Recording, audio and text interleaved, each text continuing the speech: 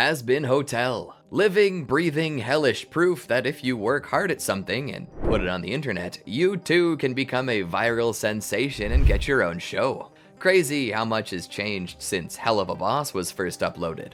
Now, today we're going to be recapping this musical, magical, and altogether filthy animated program as best we can. From episode 1 all the way up to the season finale. We'll meet all the characters, experience all the twists, and get excited for whatever comes next all over again. It's time for the complete Hazbin Hotel Season 1 recap. Make sure you like the video if you like it, and subscribe to Channel Frederator for more. Let's do this thing. Overture.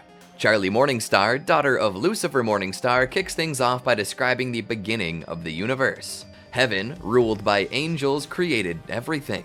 Back then, Lucifer was a mischievous, idealistic, and creative angel. This put him at odds with Heaven's elders who believed in stuff like the status quo and not rocking the boat. His creativity made him seem dangerous to the powers that be. The higher angels up in Heaven made the universe, including Earth, in order to be good.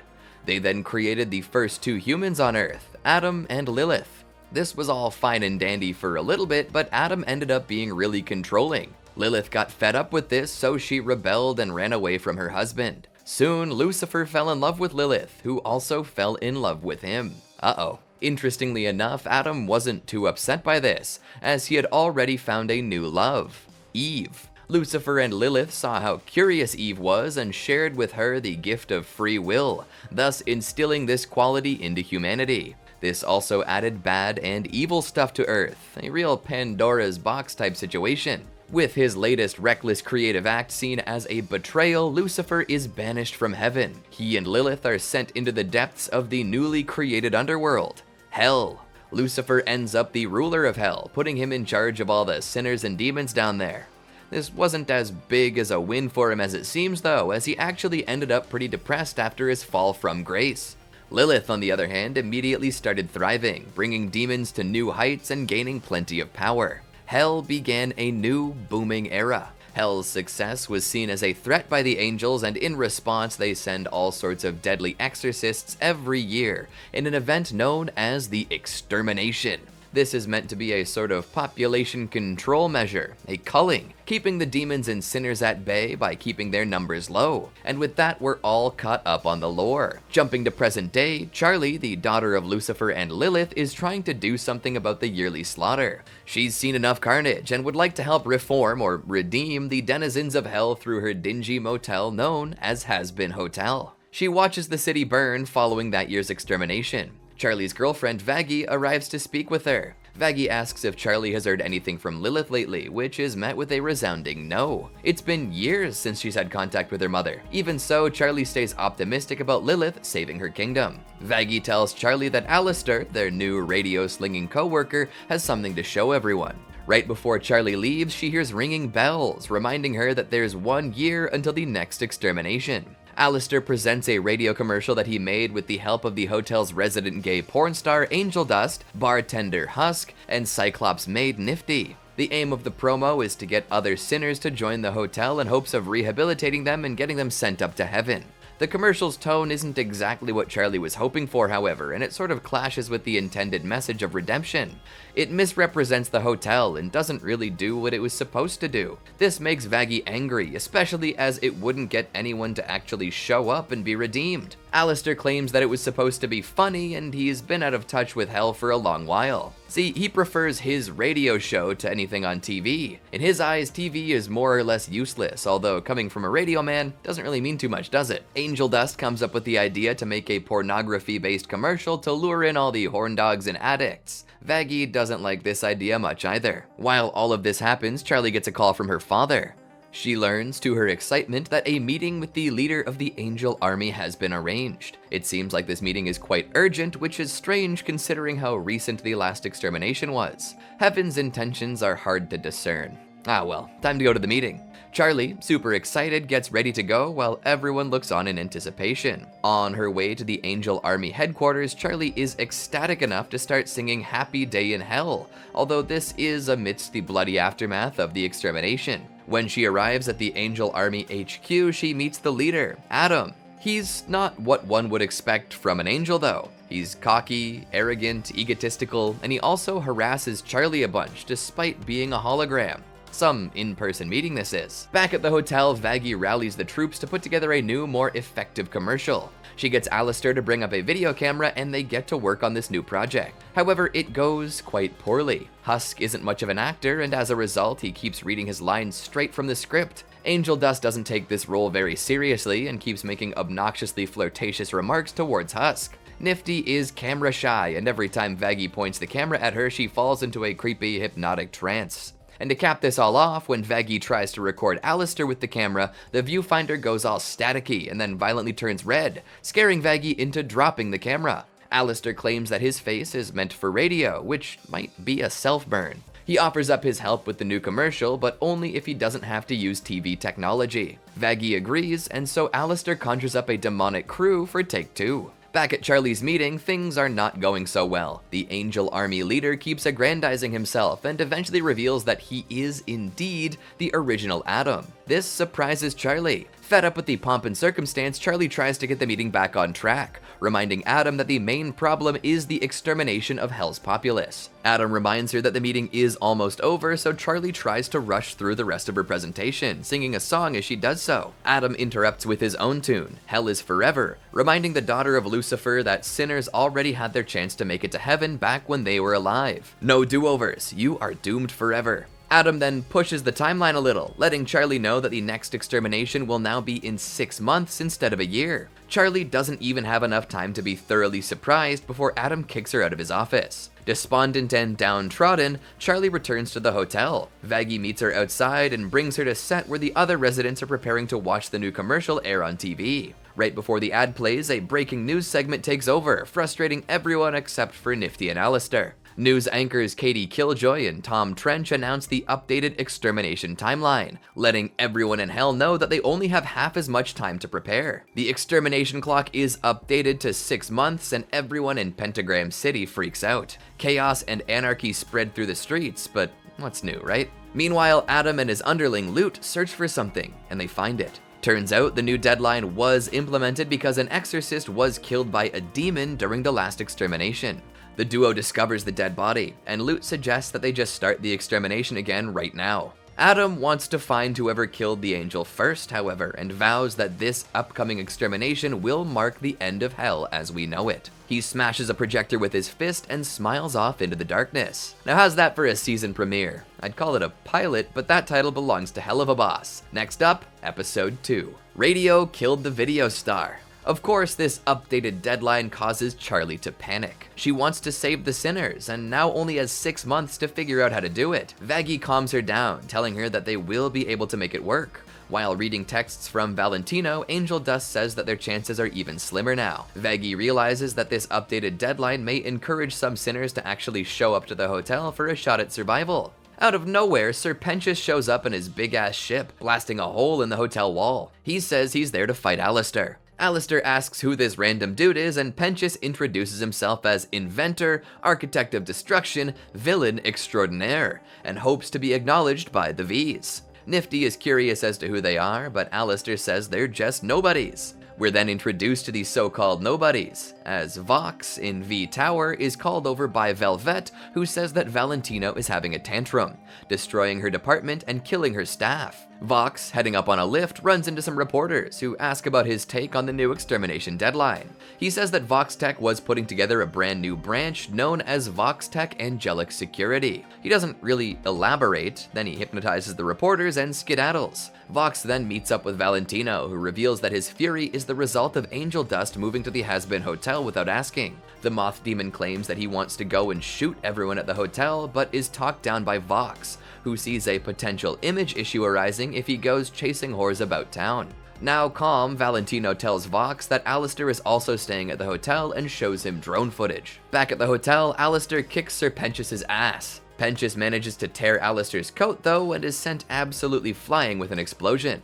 Alistair lets everyone know that he's got to go to the tailor to mend his garment, but before he goes, he summons some shadow creatures to fix the busted wall. While Alistair is out and about, Vox puts together a TV broadcast denouncing Alistair and mocking him for his irrelevance. He claims the radio demon should have just stayed away. While leaving the tailor, Alistair notices this and hijacks the broadcast with his first radio show since disappearing. The mockery is reversed, with Alistair saying that Vox must update and change constantly in order to stay relevant, and also claiming that he's only powerful with the help of other Vs. This pisses Vox off, who glitches out and plunges Pentagram City into a blackout. Whoops. Alistair, in his full demon form, tells Vox that he's gonna make him wish that he stayed gone, and cuts the signal. Vox is none too happy about this. Later, the Vs have a meeting about Alistair. Vox brings up their main concern, Alistair making a deal with Charlie. Their goal is to prevent this from happening. Thus, they come up with a plan. Their idea is to make Serpentius into a spy, keeping him at the hotel to watch over things. Charlie and Vaggie try to recruit some new hotel members, but to no avail. Angel tells them that with the end of the world looming large, most people would probably be trying to have as much fun as possible before dying. Nobody's gonna choose to hang out at a rehab center. Just as he says this, however, Serpentius shows up to contradict him. The serpentine demon asks to stay at the hotel, to which Angel objects. You know, because he did try to kill everyone 6 hours ago. Charlie and Vaggie are insistent that he deserves a second chance, however, and Pentius is welcomed into the hotel. Charlie shows him around, excited to finally have a real guest. Angel wonders aloud what that makes him, and Vaggie replies that he constantly makes them look bad, sexually harasses the staff, and has literally never once tried to improve. Ouch. Truth hurts. Pentius is then reintroduced to Alistair, who remembers that he tore his coat earlier. Charlie gets the snake to apologize, and he even returns the piece of fabric to Alistair. Alistair remarks that not many people have even managed to take that much from him, and that it must have been a highlight for Pentius. He then burns the returned fabric. Later, Charlie tries to get her hotel guests to play a rhyming iceberg game in the parlor. Charlie and Serpentius both take a turn, but Angel finds the whole thing pretty stupid. Vaggie chimes in, telling him to get used to it, as it was going to be his whole day. The rhyming game is followed up by a skit performed by Angel and Serpentius. Angel does his best deadpan, finding the script to be lacking, but Pentius gives it the good old college try. Charlie praises him, saying that he'll be redeemed if he keeps up the good work. This upsets Angel, who lets everyone know that he's heading to bed. While in his room, he takes a seat and listens to voicemails from Valentino. These messages oscillate between being nice and being threatening, with the threatening and negative messages taking over and filling the room. They end with Valentino saying that Angel Dust is addict trash and can never be redeemed. Depressed, Angel goes downstairs for a drink.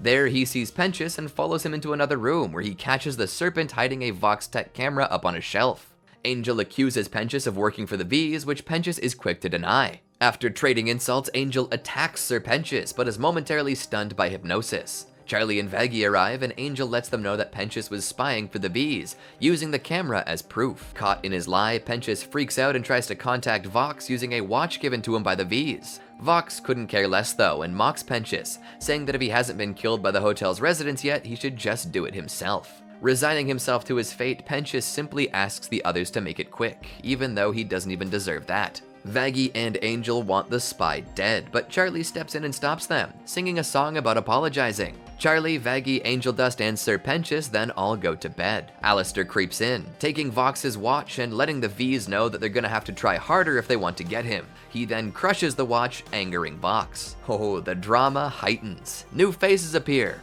All excellent additions to the show as we wrap up episode 2. On to number 3, Scrambled Eggs. 1 week later, Charlie celebrates Serpentius' 1-week anniversary at Has-Been Hotel. Despite Charlie's upbeat attitude, Vaggie is still skeptical, especially after Serpentius attempted to take over Pentagram City a couple of days ago using one of his weapon inventions. Charlie claims that he hasn't used weapons in a few days now that he lives at the hotel. But at that very moment, Serpentius bursts in with his newest weapon, the Skin Flayer 1100. Where the other 1099 are, we may never know. Charlie, incredulous at this development, wants to know why Pentius is still putting together weapons. He says that he's been on edge ever since joining the hotel. People are just way too nice to him now, causing him to believe that any one of them could just up and kill him. 2 female demons, Odette and Clara, drop by, delivering more parts and weapons for Pentius, and Vaggie figures out that he's been buying and building stuff from Carmilla Carmine, an overlord and notorious arms dealer.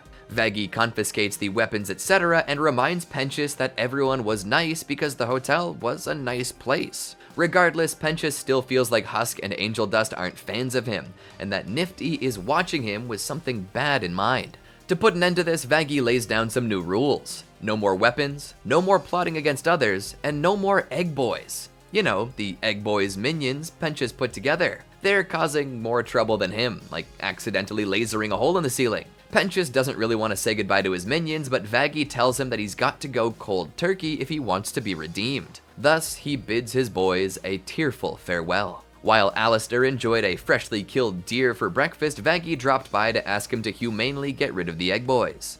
Unpleased, he leaves the hotel with this batch of minions. All of this chaos surrounding Penchas made Charlie realize that the patrons at the hotel didn't exactly trust one another, so it's time to put a stop to that. She comes up with a plan to begin doing Trusting 101 exercises, and tells Vaggie to take the lead. Even though she's definitely not comfortable doing this, Vaggie starts running the exercises like a drill sergeant. The first exercise is the Trust Fall, where folks have to share something that they love before falling down and having the others catch them. This doesn't quite go to plan for a variety of reasons. Husk was straight up grumpy, Angel kept doing Angel stuff, i.e. sexual harassment, and Nifty simply enjoyed the pain being inflicted. I guess it's a lot to ask of a bunch of demons and sinners. Angel brings up another exercise, leading everyone to a place where they can work, a BDSM sex dungeon. Here, a handful of horny sinners attempt to seduce the hotel occupants, and Charlie, who was quite uncomfortable. Vaggie decides she's had enough and decides to do a trust exercise trial by fire. She takes everyone into the city where a bloody battle zone is and tosses Penchas, Angel, and Nifty into the middle of it. There, they have to fight for their survival. Husk doesn't quite like the look of this and skedaddles before he can be dropped in. Charlie and Vaggie get into an argument over the trust exercises, where Vaggie admits that she was having issues because Charlie trusts her to do the exercises and her strange methods worsen things. Vaggie tells Charlie that she needs to be alone to think this through, especially with the extermination on the horizon. Remember when Alistair took the Egg Boys? Well, now the Egg Boys are his minions and they're touring through the city. Another overlord appears in front of Alistair. This time it's Zestiel, an ancient Shakespearean-speaking demon. Zestiel implores Alistair to come to a meeting with the other overlords now that he's returned from his 7-year absence. There, they will discuss the extermination situation. Alistair has his Egg Boys guard the door, but one of them, Frank, hops on the elevator as a stowaway. At the meeting, there are plenty of the most powerful overlords. Rosie, Zizi, a flaming blue-headed demon, Carmilla, and her 2 daughters, Odette and Clara. Carmilla says that they need to act quickly with the next extermination coming so soon. Velvet then forces her way in, representing the bees. While being rude to the older demons at the meeting, namely Carmilla and Zestiel, she reveals something fascinating: the decapitated head of an exorcist from the previous extermination day. This proves to the demons that angels can indeed be killed. This is news to all of them, who are shocked by the revelation. Armed with the knowledge of angel death, Velvet says that they should give Hell's denizens weapons in order to fight back. Plus, she and her boys have a battle plan. Zestiel isn't for this, however, as they don't actually know how this executioner died. It's still possible that it wasn't even a demon who did it. Thus, if they try to fight back and fail, the entire might of heaven might come down upon them for trying to start an uprising. Carmilla seemed to know something about the executioner head, and when others start catching on, she ends the meeting. With the overlords leaving, Alistair spots his boy Frank and gets him to trail Carmilla and Zestiel. Frank sneaks into the office where the 2 overlords have a discussion, and learns that Carmilla was the one who killed the exorcist. As it turns out, Carmilla acted in self-defense. Her daughters were in danger, and she had to kill the angel to protect them. Now, as a result, she has to protect her daughters from the upcoming war. Frank relays this information back to Alistair, who tells his Egg Boys to never share this with anybody. Vaggie goes back to the hotel to apologize for messing up at the trust exercise, but Charlie forgives her, and it seems that her exercise actually did build trust between the guests and workers. Alistair comes back with the Egg Boys, who are now allowed to stay with Sir Penchas. That night, as Sir Penchas got ready for bed, Frank revealed that Carmilla killed an angel, but this is dismissed as the usual Egg Boy nonsensical babble. Gotta love some dramatic irony, am I right? We know that Frank isn't just mumbling nonsense, but nobody else does. Well, except for Alistair, but he's got something else up his sleeve. On to episode 4, Masquerade. Now be warned, this episode has some pretty raunchy elements. Not like the rest of the show doesn't, but we kick this one off with some particularly hardcore bits. You've been warned. Angel Dust is tied to a chair by a hellhound mobster who threatens to rape the information out of him should he not reveal the location of the stash. Angel instructs him to do his worst, and is then raped into submission. As this goes on, it becomes apparent that this is a scene from a porno that Angel starred in. He decided to bring this as his item for Charlie's show and tell exercise. Everyone else is appalled, but he claims that it counts as it is his best work. In fact, it won him the Sex X Exy Award over Tiffany Titfucker. Great name. Serpentious and Charlie are both made pretty uncomfortable by this private screening. Vaggie is more or less annoyed that Angel is showing off a porno, Nifty is real interested, and Husk is playing the part of armchair critic, claiming that the interrogation was unrealistic and that the script was pretty bad. Angel doesn't take kindly to his work being insulted, firing choice words back at Husk. In response to this, Husk lets everyone know that he is well versed in their issues thanks to everyone venting to the bartender. He proceeds to list off every resident's issues. Serpentious is lonely and insecure, Charlie wants to solve everyone's problems but her own, Vaggie hates everyone because she hates herself, Nifty is sadistic, and Angel is fake. Those last two probably could have spoken for themselves, but hey. Before they get finished with the exercise, Valentino calls Angel in for an emergency shoot. Charlie doesn't want him leaving, but Angel thus says that she can't fix this particular problem with his boss. At the porn studio, Angel works on a BDSM burglar gangbang scene. Charlie then arrives, much to the porn star's shock and horror. He insists upon knowing why she came here, and she replies that as Princess of Hell, she needs to speak with his boss to get him some time off for the hotel. Angel tries and fails to make her leave, but Valentino sees that she's here and offers her a role. Charlie turns this down and says that they should speak after work. Valentino is mad at Angel, but they continue with the shoot. Charlie attempts to invite some of the crew to the hotel, which interrupts the scene. Valentino gets progressively angrier and a fire starts, which damages the set. He uses his moth's wings to stop the fire and then pulls Angel aside, berating him for having Charlie fight his battles. During this disciplinary break, he reminds Angel that he owns him, whipping out the contract where Angel sold him his soul as proof. He threatens to hurt Charlie if he doesn't get her out of the studio. When Angel Dust goes back to set, Charlie sees the bruise Valentino gave him, angering her. She goes partially demonic and threatens Valentino, but Angel steps between them and tells Charlie to get out, claiming he didn't ask for her help and that she's only making things worse. Even as Charlie tearfully pleads and apologizes, Angel makes her leave. Val is very satisfied with this result. Angel, on the other hand, suffers from major guilt. That night, Angel returns to the hotel miserable and exhausted. He tells Husk to make the hardest drink available. Husk knows that this means Angel wants to forget. He says that Angel looks like shit, but Angel tries to flirt back instead, leading him to getting shut down by Husk. Husk once again calls Angel out for being fake, and Angel leaves in a huff. Vaggie and Charlie enlist an annoyed Husk to get Angel back to safety, as he's the one at fault for the argument. He finds Angel at an underground bar, drinking heavily alongside some loan shark gangsters. Husk sits down to get himself a drink, but notices that the loan sharks are spiking Angel's drinks. Seeing this, he springs into action, grabbing Angel, fighting the sharks, and dragging his fellow hotel resident out of the bar. Outside, he accuses Angel of being fake once more, playing up an unnecessary persona. But Angel responds that it's not fakery, nor is it unnecessary. He does what he does in order to survive. Angel then gets mad, claiming that the bar is the only place he can escape the stress of his job and the hotel. He claims that he doesn't care if he's drugged, high, or otherwise self-destructive. The hope is that he might become too damaged to work, and if that happens, Valentino might grow bored and let him go free. Finding a kindred spirit, Husk reveals some stuff about his past. He was once an overlord, but as he gained more and more power, his gambling addiction worsened. Eventually, he lost it all, making him desperate enough to gamble his soul away to an overlord, Alistair. He can relate to being trapped by an overlord. A song is sung, and when it's done, the sharks return, resulting in a gunfight. Husk and Angel make tidy work of these thugs, making Angel feel better. Husk admits he likes this version of Angel more.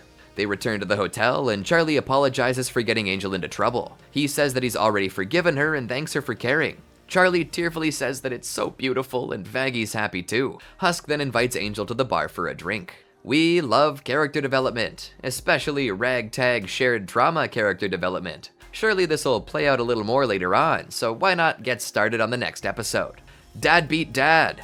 Vaggie wakes up in the morning and notices that Charlie isn't in her bed beside her. Heading down to the lobby, she sees Angel, Husk, and Nifty watching Charlie working away on plans to keep the redemption thing afloat. It's been 5 months of hard work and barely any new demons have come to the hotel. Charlie's been working all night and definitely did not get enough sleep. With none of their plans seeming to work and the extermination looming large, Vaggie tells Charlie that she has to call up her dad. At first, Charlie really opposes this idea, largely because her dad was the one who let the extermination happen to the sinners and not the Hellborn demons. but she quickly realizes that Lucifer would be able to get her a meeting with an even higher authority in heaven than even Adam. This is because, and I quote, "he was an asshole." With this, Charlie seems like she's excited for the phone call, but this excitement quickly dies down thanks to her father and mother being estranged. Husk pipes in, saying that Charlie's got daddy issues. Fair enough. Angel really wants to meet the King of Hell, and Nifty says that he's the ultimate bad boy. This description turns out to be less than apt, as Lucifer has let his isolation get to him. Not exactly imposing, he's kind of awkward and goofy, spending most of his time creating and hoarding an insane amount of rubber ducks. He hasn't much left his home in years, and keeps to himself most of the time. It's a bit different than what most would expect from the King of Hell. All of this adds up to Lucifer being pretty depressed, which pushed him even further away from his daughter. When Charlie calls him though, he gets really excited and answers with enthusiasm. Charlie asks if he can put together a meeting with the higher authority in heaven, but Lucifer refuses. Charlie tries to convince him by inviting him down to the hotel to see what she's been up to, and this gets him excited again. He tells Charlie that he'll be there in an hour. Charlie then enlists everyone at the hotel to prepare the place for Lucifer's arrival. Soon after, Alistair shows up and sees all the decorations being put out. When everything is ready to rock, Lucifer arrives and gives Charlie a big hug. She introduces him to everyone, and Alistair and Lucifer immediately get into a spat. They lob insults at each other like grenades, and a chandelier falls from the ceiling right in front of Lucifer. This prompts the King of Hell to start singing a song, Hell's Greatest Dad. He sings his own praises, but Alistair hijacks the song, claiming that he's been there for Charlie more and sees her as a daughter. Before this hellish showdown could continue, Mimsy appears out of the blue. Lucifer asks if Charlie will show him around, and Alistair butts in, saying that he and Charlie started this hotel together. As they head off on their tour, Mimsy grabs a drink and starts telling the tale of Alistair to the others. Apparently, back when he first appeared in Hell, he made a name for himself by killing and devouring other overlords. He would broadcast their screams over the radio waves, thus earning him the title of Radio Demon. Even though he was so deadly and terrifying, he's also a sweetheart, and hasn't done anything terrible in years. Husk then calls Alistair aside, knowing that whenever Mimsy shows up, she's looking for something from the Overlord. Usually, this means trouble. Alistair says not to worry about it, as he'll take care of it. Husk doesn't believe him, saying that he's on a leash. This really pisses Alistair off, who threatens to rip Husk's soul apart and broadcast his screams if he ever mentions the leash again. Husk is understandably scared. Even after the tour, Lucifer does not want to arrange a meeting with Heaven, thinking that Charlie will be let down, just like he was. As this happens, the loan sharks return, this time looking for Mimsy. Seems she borrowed 50 grand, didn't pay it back, stole a car, and then crashed it into the loan shark's girlfriend, all in a day's work. The loan shark mafia has a catapult and uses it to great effect, raining fireballs down upon the hotel. Everyone inside scrambles around in a panic except for Alistair. He transforms into a gigantic demonic version of himself and devours all the assailants. Lucifer sees all of this as it happens and argues that sinners are unworthy of redemption, as they're always involved in violence and chaos. Charlie passionately disagrees and says even though Alistair is sadistic and monstrous, he's also defending the hotel, as it's something that he believes in. Charlie wants to know why her father doesn't believe in her, too. Alistair finishes off the loan sharks and transforms back into his normal self. He tells Mimsy to scram as she brought danger to the hotel, expecting him to clean up after her. Charlie begs her father for help, but he remains steadfast in his views. Heaven won't listen to her, as they never listen to him. He sings a song, More Than Anything, and Charlie joins in, saying that she's gonna be the one to save her people no matter what. This is enough to finally convince Lucifer, who sets up a meeting and disappears. Charlie, now excited, tells Vaggie that they're going to heaven, but Vaggie doesn't seem too thrilled. Now the gears are really turning. Wild how much can happen in 5 months when you're presented with the prospect of extermination, and how fun was it to meet Lucifer? I wonder when we'll see Lilith. Let's move right along. Welcome to heaven. With the heaven trip locked and loaded, Charlie gets to work packing. As she excitedly prepares her bags, Vaggie is seen being not so excited. She tries to lie to Charlie about why she can't actually go, but this doesn't work as Charlie tells her that she needs her there. While the duo packs, Angel Dust gets back to the hotel after a long day of work. He says that Valentina was being really rough that day. Just as he's about to pass out on the sofa, Cherry Bomb blasts through the wall. Oh, this poor wall. So much abuse. She's there to take Angel out for a fun night to lift his spirits. Charlie sees this and assumes that Cherry wants to take all the hotel staff out. Cherry tries to clarify that she's only there for Angel, but Charlie gives her some money and convinces her otherwise. With that settled, a portal to heaven opens up and Charlie and Vaggie pop through. Serpentius arrives in the lobby and figures that Cherry is there for a fight, but Cherry corrects him and lets him know that she's bringing everyone out for a fun night. This flusters Pentious, who doesn't know what to wear, and Cherry distances herself from the snaky lad. Up in heaven, Charlie and Vaggie wait outside the pearly gates. There they meet up with St. Peter and explain that Lucifer set up a meeting. Two seraphim angels, Sarah and Emily, arrive, and they meet up with a hotel duo, showing them around heaven to the tune of Welcome to Heaven. They soon pass by Adam and Lute, who are confused as to how the Hell Dwellers made it up to heaven. Adam wants to scrap on sight, but Lute holds him back, reminding him that nobody should know about the extermination other than the exorcists. Sarah pops up behind them, startling Adam, and tells them to do whatever they can to prevent the problem from worsening. This reveals that she only approved of the extermination in order to protect heaven. Later on, Adam and Lute visit Vaggie in Charlie's hotel room. Here it's revealed that Vaggie was once a high-ranking exorcist. She lost her status when she pitied a sinner child during an extermination and spared it. This resulted in Lute tearing her eye out and ripping her wings off. Adam wants to blackmail Vaggie into working for him again, under threat of revealing her secret to Charlie, but this does not work. Everyone then arrives in the courtroom and the arguments begin. Charlie is mad about having to deal with Adam again, especially as he continually interrupts her. She tries to explain that they have a demon being redeemed, and Adam dismisses him as simply the porn demon. Charlie asks Adam what he thinks makes someone worthy of getting into heaven, and he replies, act selfless, don't steal, stick it to the man, as this is what punched his ticket to the good place. Sarah corroborates this, saying that he was the first human to make it into heaven. Charlie says that Angel is worthy and that he is probably doing all of these things at the moment. Adam brings up an orb to spy on the sinners with, and everyone can see Cherry, Angel, Husk, Nifty, and Serpentius at a sex club. At the club, Serpentius tries to buy Cherry a drink, and she asks why. He quickly covers up his flirtation by saying he's buying drinks for everyone. Angel complains about work, so Cherry offers him some drugs. Husk sees this and disapproves, saying that Angel can fuck up his progress if he wants, but he thought he was better than that. Angel refuses at first, but gives in when Pentious buys Cherry a shot, claiming he bought one for everyone. Adam, watching all this unfold, tries to use it as evidence that Angel isn't redeemable. Charlie, however, doesn't believe that Adam has never had a drink with his pals after a hard day. Adam explains that there are no hard days in heaven, and then asks Vaggie what she thinks. Vaggie panics and runs off to the bathroom, all while Charlie says they should keep watching. Emily backs Charlie up, and Sarah allows it. Back at the club, Nifty is causing chaos while drunk, making a mess and trying to consume dangerous chemicals. Angel snaps at her and calls her a mess, resulting in some Nifty tears. She's calmed down by Angel getting her to go play with a reluctant Husk. Serpentius tries to proposition Cherry while claiming that he's having sex with everyone and gets dragged into a side room by some other demons. Husk and Cherry get into an argument regarding Angel, and Angel sees that Valentino is also at the club. Nifty thinks that Husk is a bad boy and runs on over, but Angel tries to stop her. He sees potential in Nifty as a new star/slave for the studio, and she nearly bites off his fingers. Angel doesn't like this one bit and tells Valentino to f*** off, prompting the Overlord to manacle his arm and remind him of his contract. Angel says that Valentino only has power over him in the studio and can't control what he does while off the clock. This is enough to really piss off Valentino, who backhands the daylights out of Angel, causing him to bleed. He says the next day's work will be horrible, and Angel thinks that it's worth it. The hotel gang leaves the club. As they depart, Nifty rips some of Valentino's neck fluff out for her collection.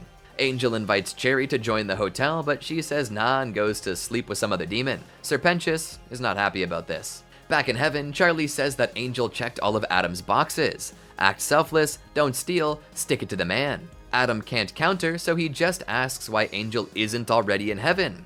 Emily asks why he isn't there too, which makes Charlie realize that nobody actually understands the criteria for making it there. Sarah tries to divert the line of questioning, but Emily starts singing You Didn't Know. She's joined by Charlie, who ends up making Adam and Lute reveal the truth about the exterminations to the court. Sarah tries to tell Emily that she was doing this to try and save her, but Emily is too mad to listen. Emily and Charlie keep going, saying that heaven is a lie, hell is forever, and that the so-called holy rules exist in shades of gray. Adam is none too happy at being called out, so he reveals Vaggie's past as an exorcist. Sarah says that there's no evidence that a soul can be redeemed. Adam relishes in his win and tells Vaggie and Charlie that the hotel will be his first target when it's time for the extermination. They're sent back through a portal to the hotel. Emily is mad at Sarah, but Sarah tells her sister not to worry about it out of fear that she might end up like Lucifer, fallen. So heaven's not so holy now, is it? What a revelation. Things never really are that black and white, especially when it comes to matters of good and evil. What will come of this? Find out next time on Has Been Hotel Z. Wait a minute. Hello, Rosie! With her secret out in the open, Vaggie admits to everyone else at the hotel that she was indeed an angel. Everyone else starts asking questions, like where her wings went. Husk asks why every time Charlie talks to Heaven, things seem to get worse. Vaggie claims that Charlie must be coming up with a new plan to fix this. Unfortunately, this is not the case. Alistair uses shadows to head to Charlie's room, and she's found crying under a mountain of blankets, with Razzle and Dazzle comforting her and offering up tissues. He says she looks terrible and asks if that's any way to act after picking a fight with all of Heaven and dooming your friends and everyone you love. Charlie tells him to go away as she does not want to deal with his sadistic sense of humor. He pops up next to her in bed, startling her to the floor, and tells her that her friends are waiting for her next big plan. She wonders how she can face them after messing up so bad and says that she's as bad as the cruelest overlords. Alistair is surprised by this self-loathing, saying that all he does is chill in the background, smiling. He continues, elaborating on the value of a smile. It inspires friends, keeps enemies guessing, and ensures that you're in control. Charlie protests, saying that she's not in control. Heaven won't listen, Adam has an invincible army, and she is powerless. Alistair, sly as ever, lets Charlie in on a little secret. He knows something she doesn't about their angels and their supposed toughness. He offers to make a deal with her, causing Charlie to question if he wants her soul. Nope, just a favor, one at a time of his choosing, and one where Charlie harms no one. Razzle and Dazzle growl at Alistair, but Charlie shoos them and makes the deal. They shake on it and a green light shines. Everyone else in the hotel can see this light and they rush up to Charlie's room. They witness the two let go of each other's hands and Vaggie almost attacks Alistair. Charlie stops her and admits to making a deal. Alistair tells Vaggie that Charlie is still in control of her own soul and was now going to help him raise an army. Charlie is still upset with Vaggie over her never discussing her past, so she tells Vaggie to go convince Carmilla to help. Charlie and Alistair head out, and Vaggie tells the others that they can go somewhere safe if they want to avoid this. Alistair takes Charlie to Cannibal Town, and they meet up with the overlord who runs it, Rosie. She seems to be a sort of counselor to her people. She and Alistair reconcile, with her remarking that some sparkle has been lost without him, and that Charlie seems a little young. Rosie then admits that last bit was a joke. The Cannibal Town leader asks what brings them there, and Alistair says that they need help with the impending extermination. He promises that they'll be able to eat their fill of angel flesh. Rosie agrees, but says that the townspeople will need more convincing. She leads Alistair and Charlie to a gazebo in the middle of the town. In order to convince the cannibal populace, they'll need to convince every single one of them. Even Susan, who Alistair knows as an ornery old bitch. Charlie does her best to recruit the cannibals, but Susan proves to be a ridiculous handful. Rosie takes Charlie aside for a quick timeout. Vaggie arrives at Carmilla Carmine's residence and demands to be let in. She's finally let in when she threatens to reveal her extermination day secret. Carmilla, waiting in a balcony-based room, gives Vaggie 2 minutes to explain herself. Vaggie asks for Carmilla's help and is refused. The whole reason Carmilla didn't expose the angel's weaknesses was to prevent the issue that was happening right now. At the end of the 2 minutes, Carmilla attacks Vaggie, pointing out that Vaggie's fighting technique leaves a lot of openings, just like her angelic sisters. This shocks Vaggie, who wonders how Carmilla deduced that she had angelic origins. Carmilla says that she has a giant X over her eye and wields an angelic spear. It's not rocket science. With this out of the way, Carmilla educates Vaggie on the weaknesses of angels and sings that she'll only be effective if she's out for love. Vaggie is trained during this sequence, and her wings return. Back in Cannibal Town, Rosie talks with Charlie, claiming that she can see something's up. Charlie admits that Vaggie never telling her she was an angel was a huge blow to their relationship, especially after they seemingly shared everything. Rosie admits that the secret is pretty big, but also that people tend to hide things they're not proud of, especially if it causes pain to those they love. She expounds upon people being flawed and says that actions speak louder than words. What have Vaggie's actions communicated? Charlie responds that Vaggie supports her dreams and does everything she can to help her. With that pep talk still fresh in her mind, Charlie steps up to the gazebo once more. Alistair hands her a mic and she sings Ready for This, which is enough to get the town all hyped up. Although, let's be real, the angelic flesh is the real selling point. Alistair and Rosie realize that Charlie is powerful, just like her father, and Alistair knows he can influence that power. Charlie finishes the song in the hopes that she is indeed ready. Everyone gets together, preparing for the upcoming battle. Vaggie and Charlie make up, with Charlie bringing home a souvenir from Cannibal Town. Carmilla's workers bring angelic weaponry, and the cannibals are ready to rock. When they get back to the hotel, they're surprised to see everyone is there, working hard at preparing the building for the fight. Seems like there's a lot of folks down in hell who would like a piece of the angels, and not just metaphorically either. These cannibals sure are a hungry bunch. Let's see if they can contribute beyond the kitchen. The show must go on. With the newly fortified army of hell working away on the hotel, Charlie does her best to tell everyone how much she appreciates their efforts toward redemption, even if they don't know what it means anymore. Still, her uncertainty regarding everyone's survival is pretty obvious. During the final supper, or final drinks I guess, Sir Pentious almost tells Cherry Bomb how he feels, but chickens out at the last second. Angel Dust hints to Cherry that Pentious might be worth a shot. Alistair and Nifty watch the group from up in the mezzanine, and Nifty says how fond she is of the group. Alistair simply says that they might be moving under different circumstances. Nifty crowns Alistair with an insect-laden tiara, dubbing him King Roach, before the two of them share an unhinged laugh. Charlie and Vaggie have a talk before the battle, with Charlie admitting that she's worried that her plan will simply kill everyone. Vaggie says that if they even get one person redeemed, it'll all be worth it. The duo reaffirm their love, sing a reprise of More Than Anything, and then they smooch it up. It's time. Extermination Day.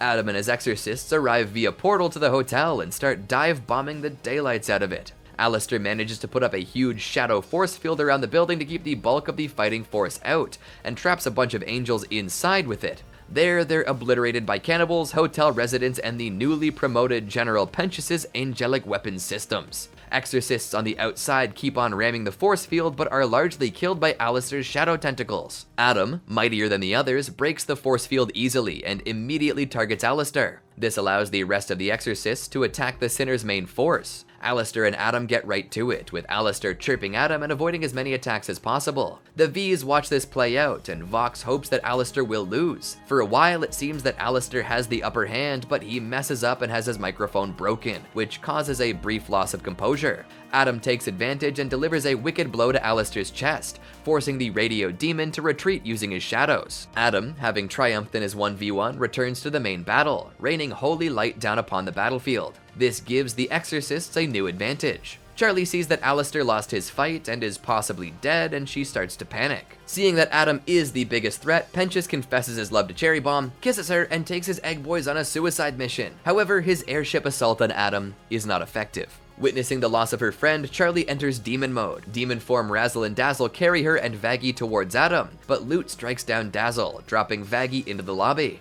Charlie tries to follow them, but Adam attacks her, throwing her into the hotel's sign. He mocks her idealism, saying that it's dumb to throw away immortality to protect sinners. He then talks down to her as Lucifer's daughter, referring to her as girly, before Charlie stabs him in the shoulder and says, "That's Princess of Hell to you, pig." Adam can't believe that she actually managed to hurt him and lunges at Charlie. Loot and Vaggie continue their fight in the lobby, and Loot promises to remove her other eye. Just as Loot stabs Vaggie through her hand, Vaggie reveals her restored wings, crushes Loot under some rubble, and then spares her. Loot, ever intense, does her best James Franco impression and rips off an arm to escape. The angel keeps fighting Vaggie to keep her away from Charlie and Adam. Speaking of Charlie and Adam, their fight continues, with Adam gaining the upper hand. Exorcists surround Angel, Husk, and Cherry. When it seems like the fight is all but over, Lucifer appears and knocks Adam flying, breaking his mask and revealing some of his face. He catches Charlie, apologizes for being late, and tells Adam that he's the last freak he'll have to fight. He's gonna fuck him up. The two angels begin their battle midair, with Lucifer outperforming Adam at every turn. He even mocks Adam for his failed marriage with Lilith, implying that there's something Lucifer can offer that he cannot. Adam shoots a laser that bisects the hotel and sends Charlie tumbling toward a chasm. Her dad catches her and she blocks an attack from Adam, breaking the rest of his mask. With Adam at a distinct disadvantage, Lucifer proceeds to beat the crap out of him for attacking his daughter. Charlie, in a show of mercy, stops him from performing the coup de grace. Adam throws a little temper tantrum, claiming that he started everything on Earth and he should be worshipped. He's then stabbed in the back and killed. His assailant is revealed to be Nifty, who was given orders to stab any angel she sees. This is enough to scare off the exorcists, and Loot leads the army out of hell. The news reports on Charlie and co. not being useless for once, and Rosie, Carmilla, and Vox are all pretty pleased with the result. Not all is sunshine and happiness though, as many were lost during the battle. The survivors mourn Pentious, Dazzle, the lost cannibals, and the destruction of the hotel. Charlie is mad at herself for not coming up with a more peaceful solution. Everyone else tries to comfort her though, as she is the reason they stood up to heaven in the first place. Lucifer fixes up the hotel and even upgrades it a bit, making a painting of Pentious and a statue of Dazzle to honor their sacrifice. Everyone then sings finale. The V's all celebrate the new power vacuum that resulted from the battle, as it seems that Alistair has disappeared. However, Alistair is still around. He makes his way to the wrecked broadcasting office, heavily injured, and is very frustrated by his defeat. He confirms that someone else owns his soul, as implied by Husk earlier on, and expresses desperation to figure out a way to escape that deal ASAP. Once he does, he'll be pulling all the strings. With the hotel totally rebuilt and Alistair reappearing to the residence, everything seems to be going well. Velvet takes a selfie, with Vox and Valentino making out in the background. In heaven, Sir Pentious shows up as an angel, proving that sinners can be redeemed. Emily is thrilled, but Sarah is horrified that she's killed demons who might have been able to be redeemed. Lute, taking over for Adam, finds Lilith on a beach and shows her Adam's halo, proof that he's dead. Lilith's deal is done, and if she wants to remain in heaven, she'll have to go and confront Charlie. So how's that for a cliffhanger? What a final battle. So many crazy deaths. I don't think we've seen the last of the armies of heaven, nor have we met half of the most powerful beings. So what do you think? Did we successfully recap Hazbin Hotel? What's your favorite episode? Which character do you like best? Are you excited for season 2? Make sure you let us know down in the comments and subscribe to Channel Frederator for more like this. Thanks for watching, and remember, Frederator loves you.